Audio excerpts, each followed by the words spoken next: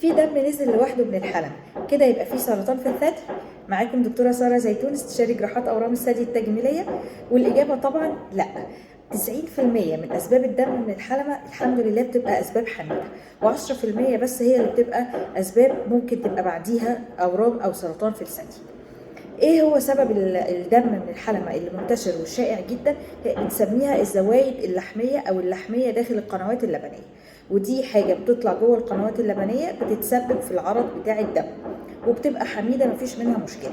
طيب علاجها ايه؟ طبعا ملهاش علاج. الزوايد اللحمية دي بتبقى لازم تتشال. بنعمل عملية بسيطة، يا اما نشيل الكتلة اللي عاملة الزوايد اللحمية، يا اما بنشيل القنوات اللبنية، وده الاكثر شيوعا.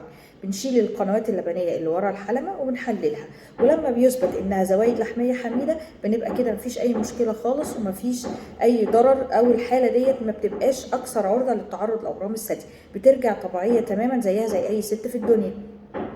لكن ساعات لما بنشيلها ونحللها بنلاقي فيها حاجه اسمها بابيلوماتوزس او زوايد لحميه نشطه. دي بنقدر نسميها خلايا نشطه بتزود الريسك بتاع الحاله ديت ان يحصل لها اورام في الثدي فيما بعد، فلازم تتحط تحت المتابعه اللصيقه او فترات دوريه قصيره نعمل فيها المتابعه.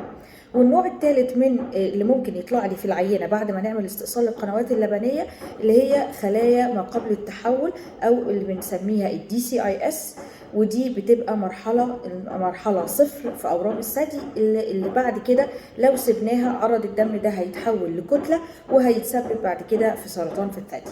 فعرض الدم من الحلمه الاغلب ان هو بيبقى حاجه حميده مفيش منها مشكله، ولكن لازم اتوقع وجود سرطان ثدي الى ان اثبت العكس. يعني ما ينفعش يبقى في دم من الحلمه واقول هيصرف بعد شويه، وما ينفعش اسيبه من غير تشخيص. لازم نسعى وراه بجميع الفحوصات الممكنه مع حد متخصص لحد ما نوصل للتشخيص النهائي للحاله اللي ان شاء الله بيطلع بنسبه كبيره جدا حميد ما فيهوش مشكله.